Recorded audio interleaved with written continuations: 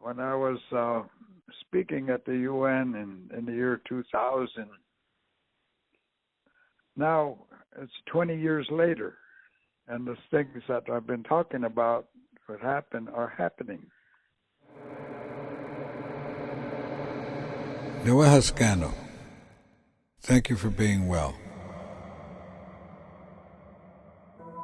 I bring you greetings from the indigenous peoples of North, Central, and South America.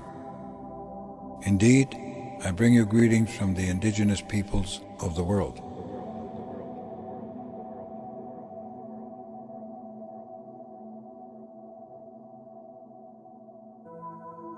We agree that there must be parity and equity between rich and poor nations, between white people and people of color, and rich people, poor people, with special attention to women, children, and indigenous peoples. We, in our collective voices, add to this, that there must be a reconciliation between peoples and the natural world, between nation states and the forests that sustain us, between corporations and the resources that they mine, the fish they catch, and the water that they use.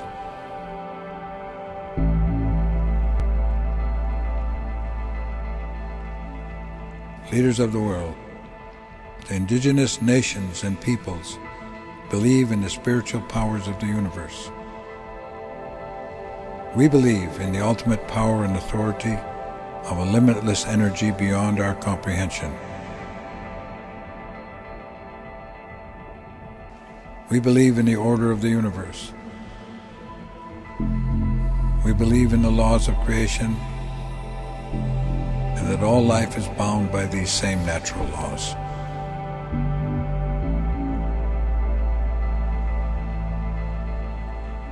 This is what gives the world the energy to create and procreate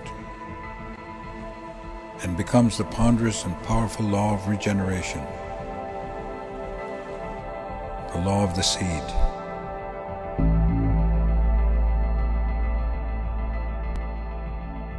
We, in our collective voices, speak to this to remind you that the spirit and spiritual laws transcend generations.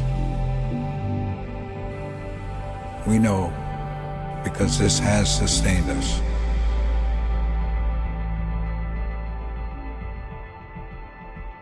Peace is dynamic and requires great efforts of spirit and mind to attain unity. Leaders of peace must step forward and take responsibility for a paradigm change in the direction of current lifestyles and materialistic societies.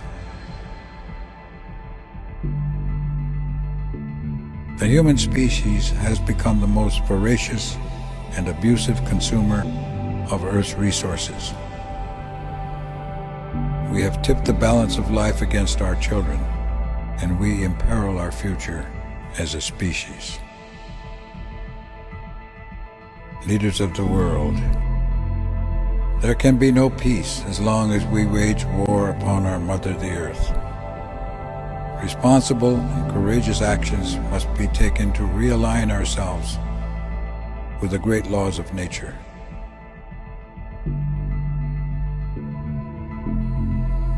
We must meet this crisis now, while we still have time.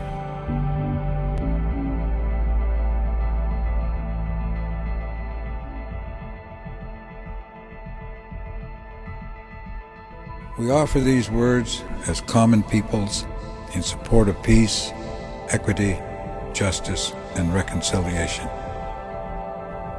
As we speak, the ice continues to melt in the north.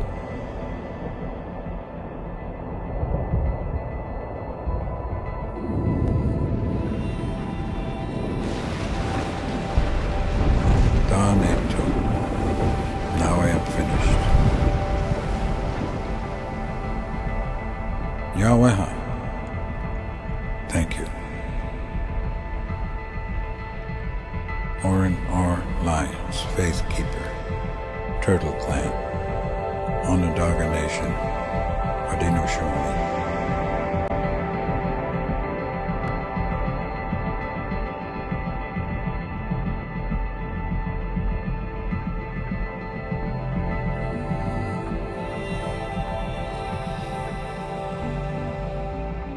So here we are, and we're experiencing the first pandemic, and it's brought everything to a standstill. I mean, this is amazing. Humanity has passed that point of living, and now we're at the issue of survival. We're no longer just living, we are surviving now. It's a battle. And as Jim Hansen said, 10,000 years of good weather is over. Period. It's over. You're not going to have a long, lazy spring with a good summer, with a good growing season. You're going to have these huge disruptions of storms and heat and cold. Just hopeful that generations coming have more common sense than the dollars and cents that have driven this generation.